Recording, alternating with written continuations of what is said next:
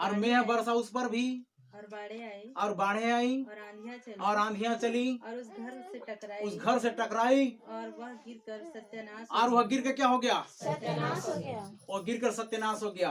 तो अगर आप वचन को सुन करके उसका पालन नहीं करते हैं, उस पर चलने के लिए आरंभ नहीं करते हैं और उस पर टिके हुए नहीं रहते हैं, तो कैसे होंगे आप? ये मैं नहीं कर रहा हूँ भैया, आप मेरे को दोष मत देना। गिरहुर पहले कर बोल रहे थे ना ओम प्रकाश भाई, निराला भाई से बात होता है और निराला भाई ने बोल दिया कि वो सत्यानाश हो जाएगा उसका बोल करके। मैं बोल रहा हूँ वचन बोल रहा है जी। हालेलुया, है ना। हम बात करेंगे वचन की। आमीन। तो जब से आप प्रार्थना करना आरंभ किए हो और जब लोगों को बोलते जा रहे हो, सामर्थ्य बह रही है, कितने लोग विश्वास करते हैं? हालेलुया। इसलिए लोग बदल रहे हैं, लोग आना शुरू कर रहे हैं, परिवर्तन होना शुरू हो रहा है। गुड़िया क्या बोल रही थी पिछले दिनों में? शुक्रवार को मेरे को मैसेज दे दी, कल के दिन भैया अगर मैं नहीं आ पाती हूँ, शुक्र है उस रब का जिसने उसको यहाँ पर ला दिया। खुद उसका गवाही मैं देने वाला था, मैं तैयार किया था कि हमारी बहन कैसे गवाही है, और खुद आकर यहाँ पर गवाही दे रही है। हालेलुया। परमेश्वर का चमत्कार, जैसा हम सोचते रहते वैसा नहीं, परंतु परमेश्वर जैसा सोचता रहता वैसा होता है। हालेलुया। ये है परमेश्वर का चमत्कार। ठीक है।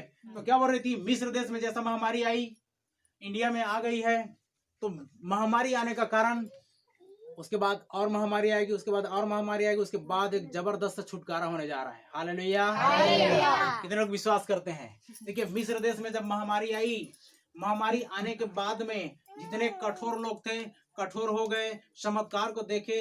अंतिम युग में अद्भुत रीति से काम होने जा रहा है। मेरे को इंफॉर्मेशन मिला है 40 दिन के बाद बहुत जबरदस्त सामर्थ, अभिषेक, चंगाई, छुटकारा का वो वरदान अभिषेक उतरने पर है, जिसने अपने आप को तैयार करेगा, क्योंकि उतरेगा तब जब अपने आप को भूखे और प्यासे करोगे तब। क्योंकि देखिए, ढालू स्थान में अगर उधर से कुछ छोड़ दिया जाए तो ढालू स्थान में क्या होता जाएगा? वो लुढ़कते लुढ़कते वो ढालू स्थान में आकर के टिक जाएगा। यानी इंफॉर्मेशन ऐसा आया है। और जैसे उन्होंने मुझसे बातचीत किया, उसके बाद से थोड़ा विरोध बाधा शुरू हो गया। मैं बोला पक्का कंफर्म है, ये होना जा रहा है। हालेलुया। इसलिए परमेश्वर ने ठीक समय पर क्या किया है पता है? आप लोगों को ऐसा प्रकाशन के तहत ये 12 प्रकार के, अर्थात एक ही फार्मूला कितने दिया है? 12। एक ही फार्मूला जो दिया है, इसके अनुसार ये देखिए सिस्टमैटिक प्रार्थना है। क्या है ये? जैसा एक मसीह व्यक्ति को करना चाहिए, वास्तविक में जैसा होना चाहिए वैसा ही है ये। क्योंकि कितने लोगों को ऐसा रीति विधि या ऐसा नियम कि इस रीति से सिस्टमैटिक प्रार्थना करते हैं, पहले परमेश्वर को धन्यवाद दिया जाता है, उसके बाद अंधकार के गढ़ को तोड़ा जाता है, उसके बाद ये सारे देश विदेश के लिए, ये सब चीजों के लिए प्रार्थना किया जाता है। अब ऐसा करना शुरू कर दिया सिस्टमैटिक, इसलिए परमेश्वर की आज्ञा पालन में बहुत बड़ी आशीष आती है। आमीन। आ रही कि नहीं आ रही है? आ रही है। और आएगी कि नहीं आएगी? आएगी। उधर परमेश्वर ने दर्शन बताना शुरू कर दिया। क्या क्या? भगवान को तो मैं रोज दिन देख रहा हूँ, उधर और दिखाना शुरू कर दिया। ऐसे और कितने लोग को दिखाना शुरू करेगा? हालेलुया। तो समझ में आ रहा है? ये इस रीति से आज भी कोई लोग बाकी होंगे तो इसको दिया जाएगा। ये जबरदस्त सर्टिफिकेट जो हम लोग दिए थे ना समय, कितने जबरदस्त काम कर रहा है कि नहीं कर रहा है? तो ये प्रार्थना में क्या होता है? परमेश्वर की उपस्थिति आती है और धर्मी जन की प्रार्थना प्रभाव से बहुत कुछ हो सकता है। तो आपकी प्रार्थना माहौल को बदल रही है। आमीन। आपके शब्दों में सामर्थ्य आ रही है। हालेलुया। आपके एरिया में अंधकार की शक्तियां क्या हो रही हैं? मिला रही हैं, हट रही हैं, परिस्थितियां टूट फूट रही हैं और ये गढ़ हिलाए जा रहे हैं। इसीलिए जगह जगह से लोग क्या होते जा रहे हैं?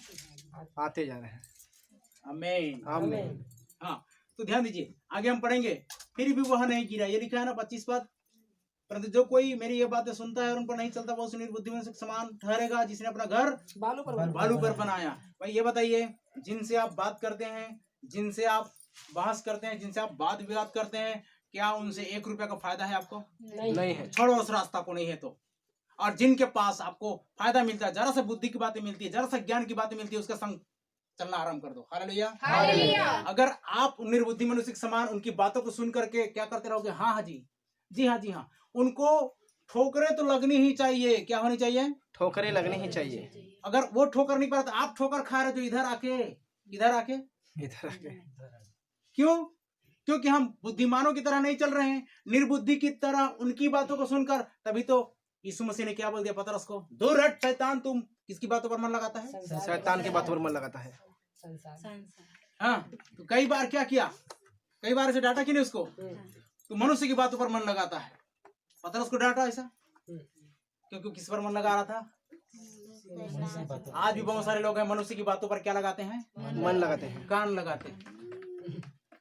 और कान लगाना मतलब मन लगाना है।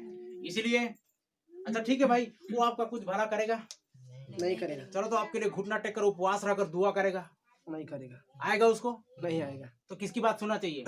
परमेश्वर की आप बात मेरे को बोल रहे हो, मैं आपको बोल रहा हूँ, आप एक बार क्या कर रहे हो, जा करके प्रभु इस भाई को आशीष दे। हम गिड़गिड़ा रहे हैं कि नहीं गिड़गिड़ा रहे हैं? मध्यस्थता कर रहे हैं कि नहीं कर रहे हैं? ऐसा मध्यस्थ चुनो जो आपके और उस परेशानी के बीच में खड़ा हो। परमेश्वर यही तो चाहता है। हालेलुया।